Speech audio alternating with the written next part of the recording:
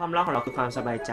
เมื่อเรามีความทุกข์มันก็จะมีอีกคนหรือสองคนเข้ามาร่วมกันแบ่งเบาพอเรามีความสุขมันก็มีอีกคนหรือสองคนเข้ามาเหมือนคูณให้มันความสุขนั้นมันชัดเจนขึ้น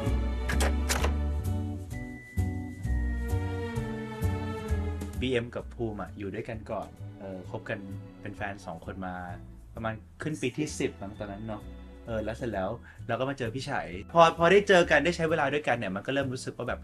มันมีความรู้สึกพิเศษมากกว่าคำว่าเพื่อนอะไรอย่างเงี้ยเราก็เริ่มคุยกันว่าความรู้สึกเนี้ยมันคืออะไรหรือว่ามันคือความสัมพันธ์ที่มากกว่าแค่พวกเรา2คนนะอะไรอย่างเงี้ยคือทีแรกเราก็มีความแบบไม่รู้จะทำยังไงเหมือนกันเพราะว่าเราก็เหมือนเขาก็คบกันมาตั้งนานแล้วเนาะ10 ปีพอดีอะไรเงี้ยแล้วเราก็มีความแบบเราจะเข้ามาเป็นอีกคนมาแบบอยู่ตรงกลางระหว่างเขาหรือเปล่าอะไรเงี้ยพอเราแชร์ความรู้สึกร่วมกันมันเลยกลายเป็นว่างั้นที่เหลือเราลองมา discover กันดีกว่าว่า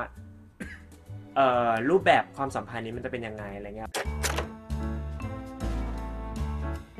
ช่วงบอกครอบครัวนี่คือ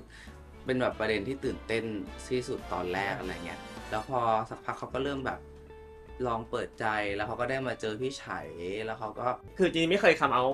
ว่าแบบเฮ้ยเราเป็นเกย์นะเราชอบผู้ชายหรือเราจะมีคนนี้คือแฟนอะไรขนาดนั้นอะไรเงี้ยช่วงที่เรามาอยู่ที่นี่บ่อยแล้วเราก็โอเคงั้นเดี๋ยวเรากลับบ้านแวะกลับไปเยี่ยมที่บ้านบ้างอะไรเงี้ยแล้ว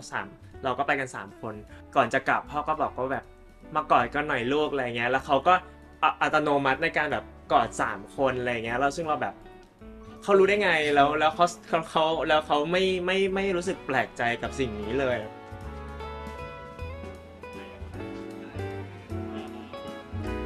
กฎหมายทั่วไปของชายหญิงทั่วไปมันอยู่เท่านี้แล้วอะกฎหมายสำหรับเราแบบ LGBTQ หรืออะไรเงี้ยมันควรจะมาอยู่ตรงนี้ก่อนไม่งั้นมันจะไม่มีวันเลยที่3คนจะสมรสกันได้ถ้า2คนยังสมรสกันไม่ได้เอาจริงๆเอาแค่เบื้องต้นเลยแค่อยากจะให้เข้าใจว่าความสัมพันธ์แบบนี้แบบ3คนไม่ต่างอะไรกับ2คนหรือไม่ต่างอะไรกับสิ่งที่คุณเคยเชื่อคืออยากให้มองว่าการคบแบบ3คนมันไม่ใช่เรื่องแบบผิดศีลธรรมหรืออะไรอย่างเงี้ย